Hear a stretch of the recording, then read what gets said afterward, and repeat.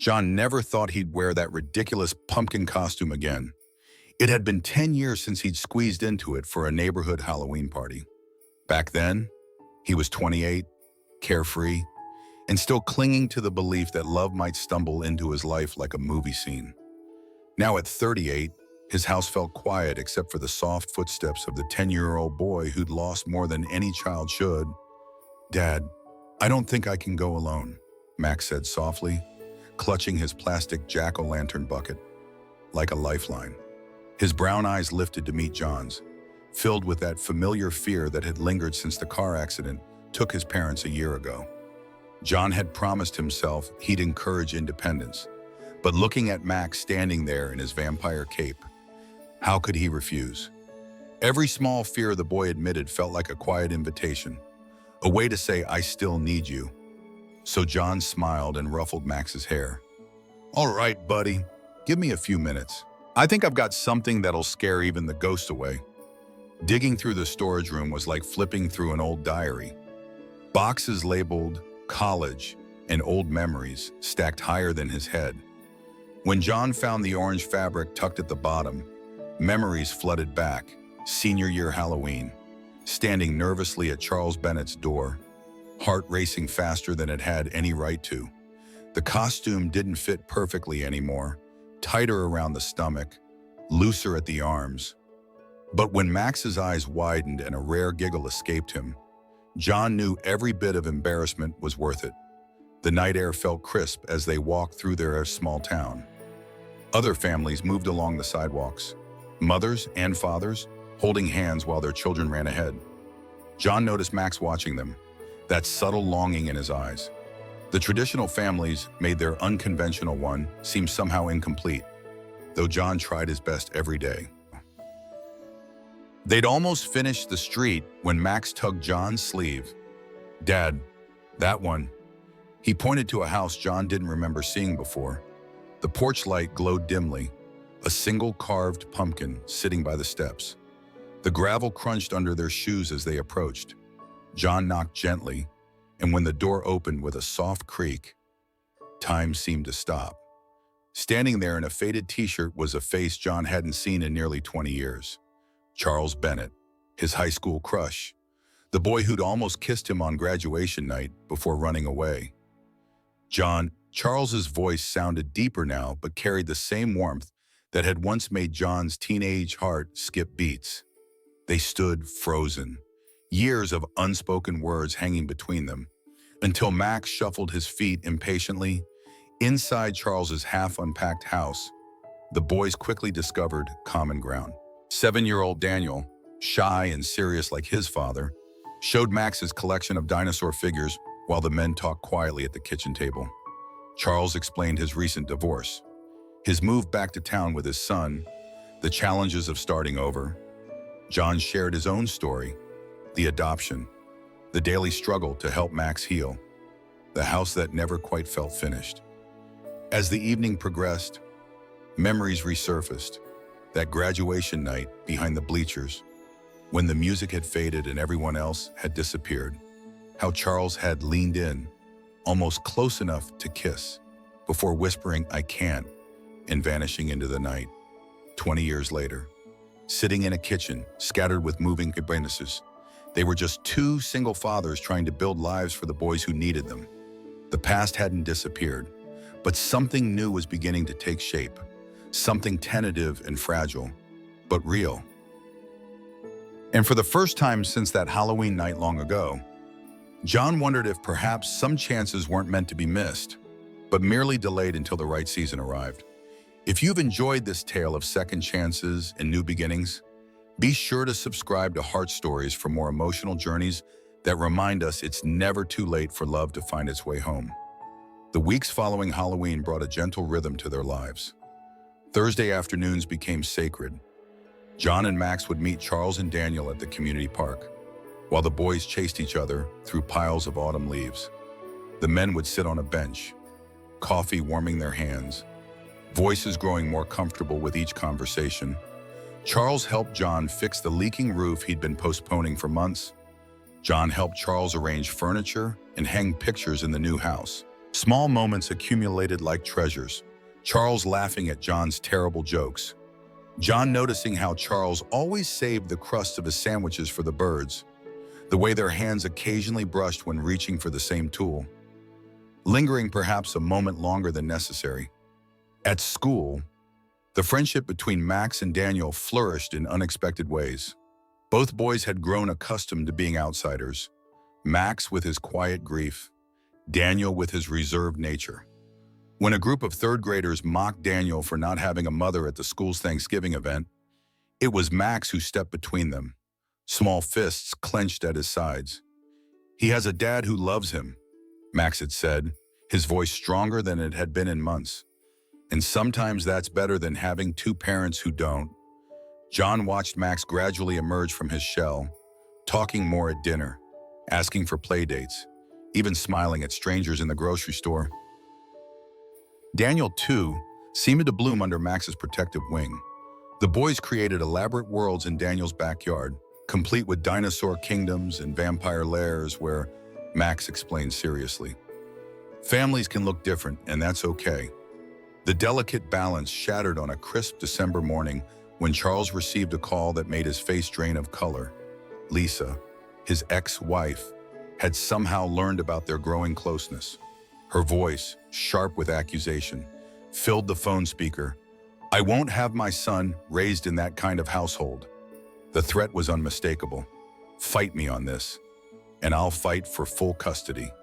That evening, Charles arrived at John's door with snow dusting his shoulders and sorrow darkening his eyes. "We need to take a step back," he said, not quite meeting John's gaze. "Lisa's threatening to limit my time with Daniel if we continue, whatever this is becoming." The kitchen felt suddenly cold as John absorbed the words. They hadn't even named what was growing between them, and already it was being torn apart. "I understand, John said, though his chest ached with familiar disappointment. Charles reached for his hand across the table, then stopped himself, a gesture that spoke volumes about their new reality. The ripple effects reached the school playground within days. Max came home with a split lip and tears streaming down his face. "They said I have a gay day," he sobbed into John's shoulder. "They said it's weird and wrong." The parent-teacher conference that followed felt like walking through fire. The sympathetic but uncomfortable principal, the whispers in the hallway, the judgment barely concealed behind polite smiles. That night, after tucking Max in, John sat alone in the half-dark kitchen. The house felt emptier than before, as if having glimpsed completeness only to lose it made the absence more profound.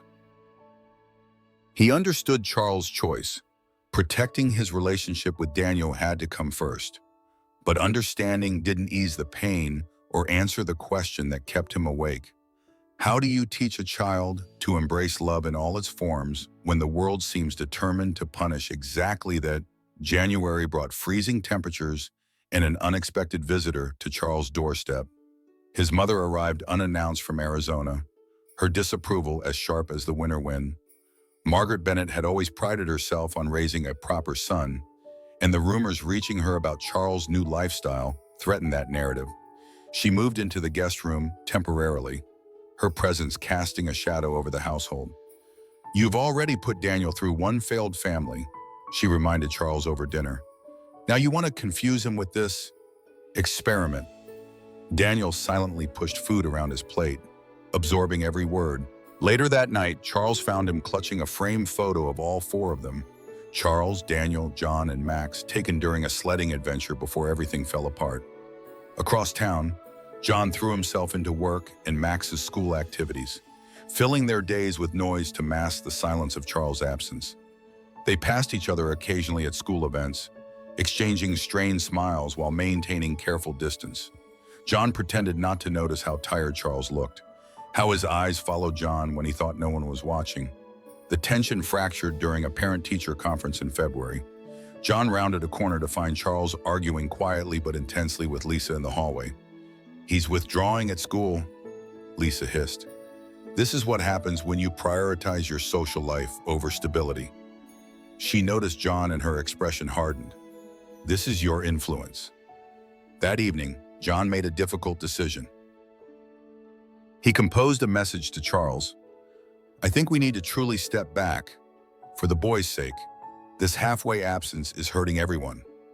His finger hovered over send for several minutes before he finally pressed it, feeling something break inside him with the action. The following weeks passed in a gray blur. Max grew quieter again, asking less frequently about Daniel. When snow blanketed the town, John found Max staring out the window at the hill where they'd gone sledding as a foursome, his small face reflecting a loss he couldn't articulate. Meanwhile, at Charles' home, the atmosphere grew increasingly strained. Margaret's temporary stay extended as she subtly rearranged furniture, adjusted routines, and questioned Charles's parenting decisions. Daniel retreated into silence, spending hours alone in his room with dinosaurs that no longer seemed to bring comfort. The breaking point came unexpectedly. Daniel's teacher called Charles to school after Daniel shoved another boy who had been mimicking a lisp and calling it "how your dad's boyfriend talks." In the principal's office, Daniel sat with clenched fists and tears streaming down his face. That night, after Margaret had gone to bed, Daniel crawled into Charles' lap for the first time in weeks. "I miss them," he whispered.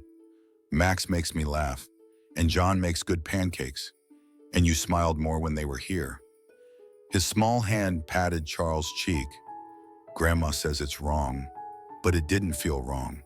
It felt like when you fix something broken." Something shifted in Charles as he held his son. The weeks of trying to please everyone, his mother, his ex-wife, society's expectations, suddenly seemed hollow compared to the simple truth his 7-year-old had articulated. The next morning, he sat his mother down for a conversation that was 20 years overdue. "I've spent my life running from who I am," Charles told her, voice steady despite his racing heart. "I ran from John in high school because I was afraid. I married Lisa because it seemed right. I've been trying to live by everyone else's definition of family, and all it's done is hurt the people I love most, especially Daniel." Margaret's face remained impassive, but she listened as Charles continued. "I'm not asking for your approval anymore. I'm telling you that I'm going to build a life that makes my son and me happy. If you want to be part of that life, you need to accept all of it, including John and Max." That evening, Charles stood on John's porch, heart pounding as fiercely as it had 20 years before. When John opened the door, surprise and wariness mingled in his expression. "I've made too many mistakes," Charles said simply. "I don't want to keep making them." The reconciliation began cautiously. Coffee at neutral locations, conversations focused primarily on the boys, careful navigation of boundaries that had been painfully established. John kept emotional guardrails firmly in place, unwilling to risk Max's heart or his own a second time. "I need to know this isn't temporary," John explained during a walk through the snow-covered park. "Max hasn't stopped talking about Daniel since the moment you two came back into our lives. If this falls apart again," Charles nodded, understanding the unfinished sentence. They agreed on ground rules, transparency with the boys about the relationship's nature, gradual integration of their lives, and most importantly, a promise to put the children first through any challenges. When the boys reunited for a carefully planned playdate, their joy was tempered with caution. Max hovered closer to John than usual, while Daniel watched his father with anxious eyes, as if fearing another disappearance. "Are you and Mr. John friends again?" Daniel asked Charles over hot chocolate. The adults exchanged glances, searching for words that honored both truth and the fragility of the moment. "We're trying to be more than friends," Charles answered finally. "But we're taking it slow and making sure everyone feels safe." Daniel considered this with solemn eyes before asking the question that mattered most. "Does that mean Max and I can see each other every day again?" The conversation with Max proved more complex. At 10, he understood enough about relationships to recognize what was developing between the adults. "The kids at school still say mean things," he told John as they drove home from school. "About families with two daughters." John's hands tightened on the steering wheel as he navigated this terrain carefully. "People fear what's different," John explained. "But that doesn't make different wrong." What matters is whether there's love and respect. Max was quiet for several blocks before asking, "Do you love Charles?" The question caught John off guard with its directness. "I'm learning to," he answered honestly, "and I think he's learning to love me too." As winter melted into spring, their separate households began a gradual integration. Sunday dinners became a tradition, first at Charles' home, then alternating with John's. The boys established rituals of their own, Max helping Daniel with reading, Daniel teaching Max about constellations. Small conflicts arose naturally, disagreements about bedtimes, television rules, Charles's tolerance for mess versus John's preference for order. Lisa remained a challenging presence, particularly after learning of Charles' reconciliation with John. Her scheduled visits with Daniel became opportunities for subtle questioning about the unusual arrangement. When Daniel returned from these weekends, he often withdrew temporarily, caught between loyalties. The school environment presented its own hurdles. A parents' night in April marked their first public appearance as a unit. The reaction was mixed. Some families offered warm support, others maintained polite distance, and a few made their disapproval unmistakable. The school principal, however, surprised them by ensuring both men were listed as emergency contacts for both boys, a small gesture of institutional support. Charles's mother made halting efforts toward acceptance, initially through stiff phone calls, then a cautious visit where she brought gifts for both boys. Though clearly uncomfortable, she made a visible effort to treat John with respect, particularly after seeing how Daniel blossomed in the presence of all three adults who cared for him. By early summer, the question of living arrangements surfaced naturally. The boys had already created a fluid existence between households, with clothing and toys migrating freely. "What if we looked for a place together?" John suggested one evening after the children were asleep. "Something with enough space for everyone." The conversation opened possibilities they had once considered unimaginable: shared mortgages, combined finances, legal considerations for non-biological parenting relationships. They toured houses together, the boys racing through empty rooms imagining their future lives. Each property became a canvas for their hopes: a backyard large enough for a trampoline, a kitchen where they could cook Sunday meals, bedrooms that the boys eventually decided should be adjacent rather than shared. These discussions revealed the individual traits that made their emerging family unique: Max's need for quiet spaces, Daniel's love of nature views, Charles's desire for a home office, John's dream of a garden. As they signed the purchase agreement for a craftsman-style house with 4 bedrooms and a sprawling oak in the backyard, John realized how far they had traveled from that Halloween night. Their family wasn't forming despite the obstacles. It was forming because overcoming those obstacles had made their bond stronger, more intentional, and infinitely more precious. The anniversary of Max's parents' death arrived with the first autumn leaves. John woke to find Max's bed empty, eventually discovering him curled in the window seat clutching a worn photograph. "Do you think they'd be mad?" Max whispered, tracing the smiling faces of his birth parents. "That I'm happy with you and Charles and Daniel now." John gathered his son into his arms, feeling the tremor of suppressed tears. "They loved you more than anything in this world," he said softly. "That kind of love only wants happiness for you, never guilt."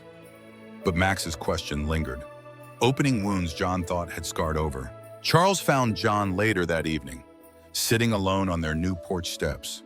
Without words, he settled beside him, shoulders touching in silent support. "Max is struggling," John finally said, "and I don't know how to help him honor his parents while embracing our new family." The solution came from Daniel, who approached them with solemn determination the following morning. "We should visit them," he announced. "Max's first mom and dad. We should bring flowers and tell them about us." The wisdom in this simple suggestion left both men momentarily speechless. That afternoon, the 4 of them stood together at the cemetery, placing wildflowers on the simple headstone. Daniel held Max's hand while Charles and John stood slightly behind, giving the boys space for this intimate moment. "I have a new family now," they heard Max say to the stone. but I still remember you every day. Uehar, the ritual became a turning point, an acknowledgement that love wasn't finite, that new bonds didn't erase previous ones. With this emotional hurdle navigated, their first Halloween in the new house approached. Margaret Bennett's visit coincided with the holiday preparations, her relationship with Charles having improved through cautious but genuine effort. Watching her help the boys carve pumpkins, John recognized how family could expand in unexpected directions when given space to grow. The evening before Halloween, Charles discovered John in the attic, pulling out the old pumpkin costume. "You're not seriously wearing that again," Charles teased. John grinned, holding it against his chest. "Tradition matters. This costume brought me back to you." The next morning, a package arrived addressed to Charles. Inside lay another pumpkin costume, slightly different in style but unmistakably a match to John's. The note, in Margaret's careful handwriting, read simply, "Every family has its traditions. I thought you might need one of your own." That night, as dusk settled over their neighborhood, two grown men in ridiculous pumpkin costumes led their sons from house to house. Neighbors smiled, some with knowing recognition of what this family had overcome to walk these streets together. Max and Daniel ran ahead, their laughter carrying on the autumn breeze, occasionally looking back to make sure their fathers were following. Later, spreading candy across the living room floor, Daniel looked up with chocolate smeared on his cheek. "Are we forever now?" he asked, the question containing all the complexity of a child who had weathered too many changes. Charles and John exchanged glances, the kind of look that contained conversations, arguments, compromises, and ultimately, choice. "Yes," Charles answered, reaching for John's hand. "We're forever now." As the boys finally succumbed to sleep, John and Charles stood in the doorway watching their children, no longer simply Max and Daniel, but brothers in all the ways that truly mattered. The journey from that first Halloween encounter to this moment had been filled with obstacles that could have derailed them. Instead, each challenge had become a building block in the foundation of something stronger than either man had dared to imagine. "Do you ever wonder," John whispered, "what would have happened if you'd kissed me that graduation night?" Charles smiled, squeezing John's hand. "We might have had a different story, but I'm not sure it would have been better than the one we're writing now." What unexpected reunions have changed the course of your life? Have you ever received a second chance at something you thought was lost forever? Share your stories in the comments below and remember to subscribe to Heart Stories for more tales that remind us love finds its way in its own perfect time.